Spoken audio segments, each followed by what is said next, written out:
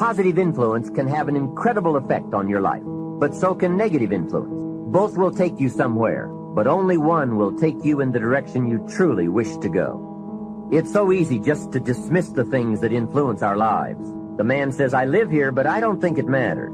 I'm around these people, but I don't think it hurts. I would take another look at that. I've got a good phrase for you. Everything matters. Now sure, some things matter more than others, but everything matters. Everything weighs something. So you've got to keep checking to find out whether associations are tipping the scales toward the positive or toward the negative. It doesn't hurt to look, right? Ignorance is never the best policy. Finding out is the best policy. People around us can keep nudging us off course a little at a time, until finally, 10 years from now, we find ourselves asking, how did I get here? Those subtle influences need to be studied carefully if we really want our lives to turn out the way we've planned. Now, on this major point, let me give you 3 key questions to ask. This may help you to make a better analysis of your current associations. Here is the first question. Who am I around? Good question. Make a mental study of the major people with whom you most often associate. You've got to evaluate everybody who is within the circle of being able to influence you. So, major question, who am I around? Next question, what are they doing to me? That's a major question to ask. What have they got me doing? What have they got me listening to? What have they got me reading? Where have they got me going? What have they got me thinking? How have they got me talking? And how have they got me feeling? What have they got me saying? You've just got to make a serious study of how others are influencing you, both negatively and positively. Now, maybe the influence of all those around you is okay, but just ask yourself. It doesn't hurt to ask. Who am I around, and what are they doing to me? Now, here's the final question. Is that okay? Maybe the people you associate with and their collective influence is okay.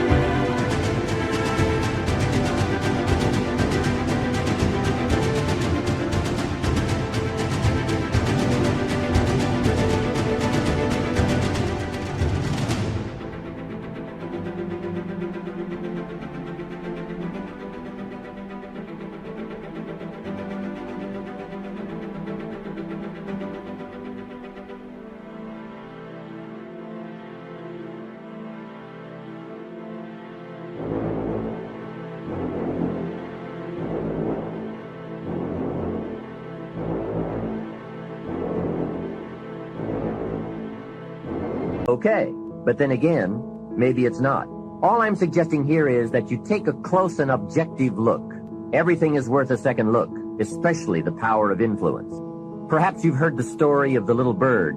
He had his wing over his eye and he was crying. The owl said to the little bird, "You're crying." "Yes," said the little bird, and he pulled his wing away from his eye. "Oh, I see," said the owl. "You're crying because the big bird pecked out your eye."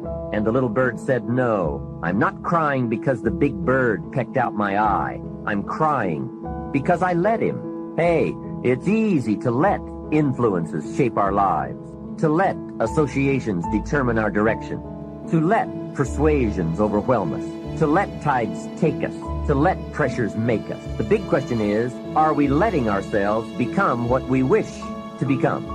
Never underestimate the power of influence. What an important statement.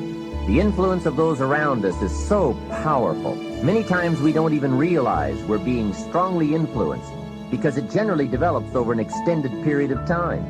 Peer pressure is an especially powerful form of influence because it is so subtle. If you're around people who spend all they make, chances are excellent that you'll spend all you make. If you are around people who go to more ball games than concerts, chances are excellent that you'll do the same. If you're around people who don't read many books, chances are excellent you won't read many books. In this most important subject of association, here are some actions you may want to take. First, disassociation. You may, after a study of those 3 questions, who am I around, what are they doing to me, and is that okay, you may come to the serious conclusion that there are some people you just have to break away from. I'm not saying that it's an easy step to take, and it's not to be taken lightly. However, I am saying it may be an essential task. You may just have to make that hard choice not to let certain negative influences affect you anymore. Remember, it could be a choice that saves the quality of your life. The second action you may want to take is limited association. It could well be that you are spending too much time in a certain area of your life with a certain group of people. It's easy to put time and effort in the wrong place. The guy spends 3 hours at the ball game and 30 minutes listening to the sermon. See, that's called out of balance. 30 minutes for spirituality, 3 hours for entertainment. That doesn't weigh well 5 years from now, 10 years from now, when you take a look at the sum total of your values in your life. Here's one of the easy ways to end up with a mediocre average life, spending major time on minor things. Sophisticated people learn to weigh everything before they spend time or money. You've got to weigh before you pay. Whether you're going to spend heavy time or light time, you've just got to weigh. Otherwise, if you're not careful, you can get trapped into spending heavyweight time with lightweight people. Now, it's okay to have casual friends as long as you give them casual time, not serious time. Spend major time with major influence and minor time with minor influence. It's so easy to do just the opposite, but don't let it be said that you fell into that trap. So maybe all you need to do to change some of the influences in your life is not to eliminate them, but merely limit them. Say, I have a good time with these people, but I'm not going to spend days and days with them anymore. I'm just going to cut that down and save some of that time for more major people and more major enterprises. Remember, it's your life. You can spend your time with whomever you want and whenever you want. Take a look at your priorities and your values. We have so little time at our disposal. Wouldn't it make sense to invest it wisely? If you have only $100 in your pocket, it's okay to spend 20 for fun and put 80 toward your important values and commitments. But would you be happy reversing those percentages? Better to put the majority of your money where you know it will get you a positive return, rather than put it where the taste is brief and the results are poor. Of course, you must be the judge. You must determine whether the situation and the people call for disassociation or limited association. But remember, if it isn't taking you where you want to be 5 years...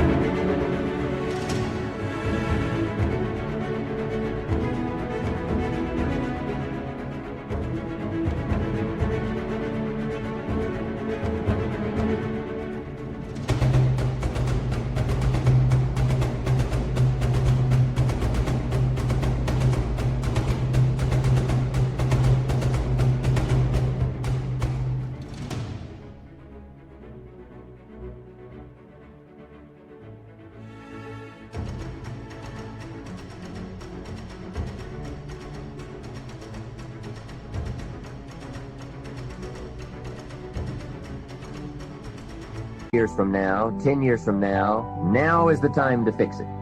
The third process is the one I most strongly suggest you begin, and that is called expanded association. That is, spending more time with the right people, people of substance and culture, people who understand philosophy and discipline, people of accomplishment and character. Many years ago, Mr. Shelf said to me, Mr. Rohn, if you truly wish to be successful, you've got to get around the right people. Then he said, it looks like in your present circumstances, you're going to have to plot and scheme. And that was true.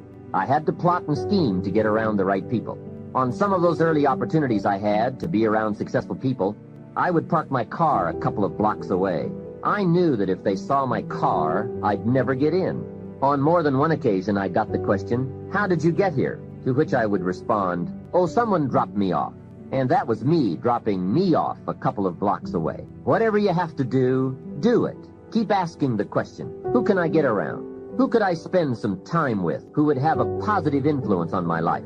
I played every trick in the book I could think of to get around the right people, but it was worth it. Now here's the surprise. It is possible for a modest investment to get around major people. If you had a chance to sit down for an hour or two with a wealthy person, and all that you had to do was to pick up the lunch tab, Wouldn't that be a bargain? That person might drop an idea on you that could change your life for a lunch tab. And that's where we need to go to get our success plan from successful people. Don't pick up your plan, especially your financial plan, from unsuccessful people. Here is something else exciting. It's possible for people of modest means to start a wealth plan. You don't have to be wealthy to have a wealth plan. You don't even have to be healthy to start a health plan. All you have to be is smart. Smart enough to say, hey, I've got the wrong plan, and I'm going to get around someone who has a better plan and make it my plan. So, find some successful people to help you fill out your success plan. Find somebody healthy to get your better health plan going. Find somebody living a unique lifestyle to develop your lifestyle plan. This is called association on purpose, getting around the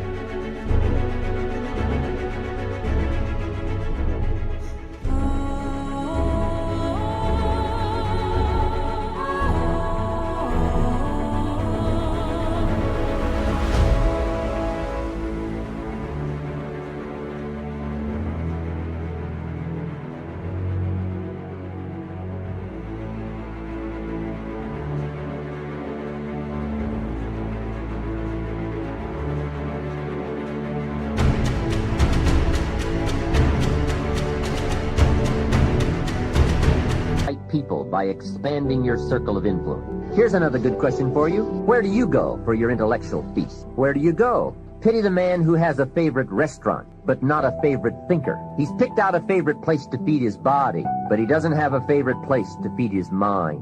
One way to associate with people of influence is through their writings, books, cassette tapes, whatever you can pick up. Maybe you can't meet the person, but you can read his books or listen to his cassettes. Churchill's gone, but he's left some books. Aristotle's gone, but we still have his ideas. Search the catalog for cassettes and libraries for books. Search the magazines. Search the documentaries. They are full of chances for association and intellectual feasting. But in addition to reading and listening, we also need a chance to do some talking and sharing. I have some people in my life with whom I spend time on a regular basis, who help me with important life questions, who help me refine my own philosophy, weigh values, and ponder questions about success and lifestyle. We all need associations with people of substance to provide influence concerning major issues: society, money, enterprise, family, government, love, friendship, culture, taste, opportunity, community. Behavior is mostly influenced by ideas, and ideas are mostly influenced by education, and education is mostly influenced by the people with whom we associate. So don't join an easy crowd. Make sure you get around people who can ask the right questions about the latest ideas you've discovered, about your philosophy, your enterprise, your goals, your lifestyle.